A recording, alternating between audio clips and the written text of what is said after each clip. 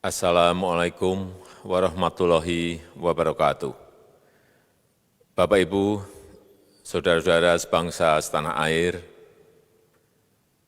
pagi tadi saya telah memimpin rapat terbatas secara virtual tentang Undang-Undang Cipta Kerja bersama jajaran pemerintah dan para gubernur. Dalam undang-undang tersebut terdapat 11 klaster yang secara umum bertujuan untuk melakukan reformasi struktural dan mempercepat transformasi ekonomi. Adapun klaster tersebut adalah urusan penyederhanaan perizinan, urusan persyaratan investasi, urusan ketenagakerjaan, urusan pengadaan lahan, urusan kemudahan berusaha, urusan dukungan riset dan inovasi, urusan administrasi pemerintahan, urusan pengenaan sanksi, urusan kemudahan pemberdayaan dan perlindungan UMKM, urusan investasi dan proyek pemerintah, serta urusan kawasan ekonomi. Dalam rapat terbatas tersebut, saya tegaskan mengapa kita membutuhkan Undang-Undang Cipta Kerja. Pertama, setiap tahun ada sekitar 2,9 juta penduduk usia kerja baru, anak muda yang masuk ke pasar kerja, sehingga kebutuhan atas lapangan kerja baru sangat-sangat mendesak.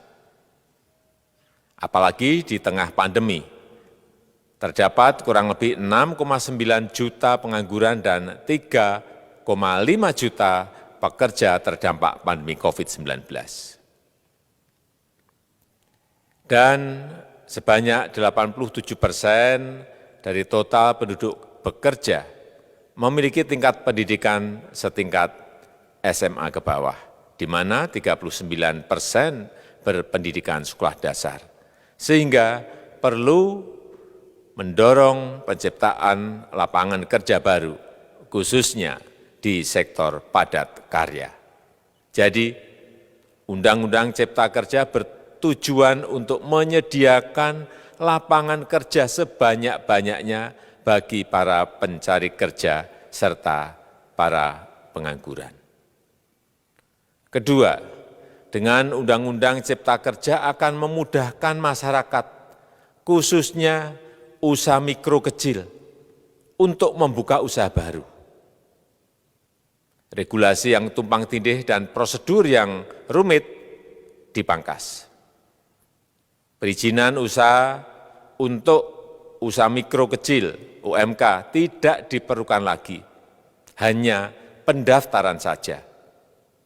Sangat simpel. Pembentukan PT atau perseroan terbatas juga dipermudah. Tidak ada lagi pembatasan modal minimum. Pembentukan koperasi juga dipermudah. Jumlahnya hanya 9 orang saja. Koperasi sudah bisa dibentuk. Kita harapkan akan semakin banyak koperasi-koperasi di tanah air. UMK, usaha mikro kecil yang bergerak di sektor makanan dan minuman, sertifikasi halalnya dibiayai pemerintah, artinya gratis. Izin kapal nelayan penangkap ikan misalnya, hanya ke unit kerja Kementerian KKP saja. Kalau sebelumnya harus mengajukan ke Kementerian KKP, Kementerian Perhubungan, dan instansi-instansi yang lain. Sekarang ini cukup dari unit di Kementerian KKP saja. Ketiga, Undang-Undang Cipta Kerja ini akan mendukung upaya pencegahan dan pemberantasan korupsi. Ini jelas karena dengan menyederhanakan, dengan memotong, dengan mengintegrasikan ke dalam sistem perizinan secara elektronik, maka pungutan liar, pungli dapat dihilangkan. Namun, saya melihat adanya unjuk rasa penolakan Undang-Undang Cipta Kerja yang pada dasarnya dilatar belakangi oleh disinformasi mengenai substansi dari undang-undang ini dan hoax di media sosial. Saya ambil contoh, ada informasi yang menyebut tentang penghapusan UMP, upah minimum provinsi, UMK, upah minimum kota kabupaten, UMSP, upah minimum sektoral provinsi. Hal ini tidak benar, karena faktanya upah minimum regional, UMR, tetap ada. Ada juga yang menyebutkan bahwa upah minimum dihitung per jam. Ini juga tidak benar. Tidak ada perubahan dengan sistem yang sekarang. Upah bisa dihitung berdasarkan waktu dan berdasarkan hasil.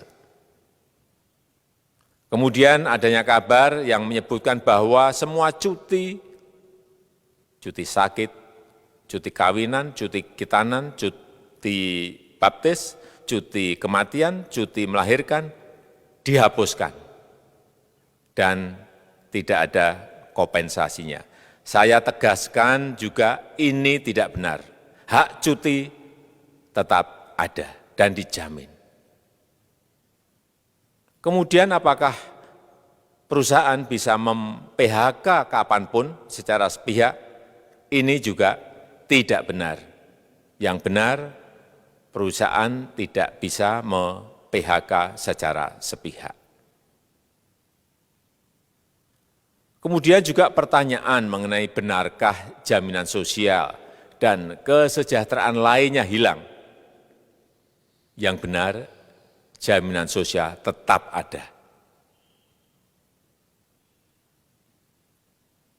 Yang juga sering diberitakan tidak benar adalah mengenai dihapusnya AMDAL, analisis mengenai dampak lingkungan. Itu juga tidak benar. AMDAL tetap ada. Bagi industri besar harus studi AMDAL yang ketat. Tetapi bagi UMKM lebih ditekankan pada pendampingan dan pengawasan. Ada juga berita mengenai Undang-Undang Cipta Kerja ini mendorong komersialisasi pendidikan. Ini juga tidak benar. Karena yang diatur hanyalah pendidikan formal di kawasan ekonomi khusus, di KEK. Sedangkan perizinan pendidikan tidak diatur di dalam Undang-Undang Cipta Kerja ini. Apalagi perizinan untuk pendidikan di pondok pesantren. Itu tidak diatur sama sekali dalam Undang-Undang Cipta Kerja ini. Dan aturannya yang selama ini ada tetap berlaku. Kemudian diberitakan bahwa keberadaan bank tanah. Bank tanah ini diperlukan untuk menjamin kepentingan umum, kepentingan sosial, kepentingan pembangunan nasional, pemerataan ekonomi, dan konsolidasi lahan serta reforma agraria. Ini sangat penting untuk menjamin akses masyarakat terhadap kepemilikan tanah, kepemilikan lahan, dan kita selama ini tidak memiliki bank tanah. Saya tegaskan juga bahwa Undang-Undang Cipta Kerja ini tidak melakukan resentralisasi kewenangan dari pemerintah daerah ke pemerintah pusat. Tidak ada. Perizinan berusaha dan pengawasannya tetap dilakukan oleh pemerintah daerah sesuai dengan NSPK, norma, standar, prosedur, dan kriteria yang ditetapkan pemerintah pusat. Ini agar dapat tercipta standar pelayanan yang baik di seluruh daerah. Dan penetapan NSPK ini dapat nanti akan diatur di dalam PP atau peraturan pemerintah. Selain itu, kewenangan perizinan untuk non-perizinan berusaha tetap ada di Pemda, sehingga tidak ada perubahan. Bahkan kita melakukan penyederhanaan, melakukan standarisasi jenis dan prosedur berusaha di daerah. Dan perizinan berusaha di daerah diberikan batas waktu. Ini yang penting di sini. Jadi ada service level of agreement. Permohonan perizinan dianggap disetujui bila batas waktu telah terlewati. Saya perlu tegaskan pula bahwa Undang-Undang Cipta Kerja ini memerlukan banyak sekali peraturan pemerintah atau PP dan peraturan presiden atau Perpres. Jadi setelah ini akan muncul PP dan Perpres yang akan kita selesaikan paling lambat 3 bulan setelah diundangkan. Kita pemerintah membuka dan mengundang masukan-masukan dari masyarakat dan masih terbuka usulan-usulan dan masukan dari daerah-daerah. Pemerintah berkeyakinan melalui Undang-Undang Cipta Kerja ini jutaan pekerja dapat memperbaiki kehidupannya dan juga penghidupan bagi keluarga mereka.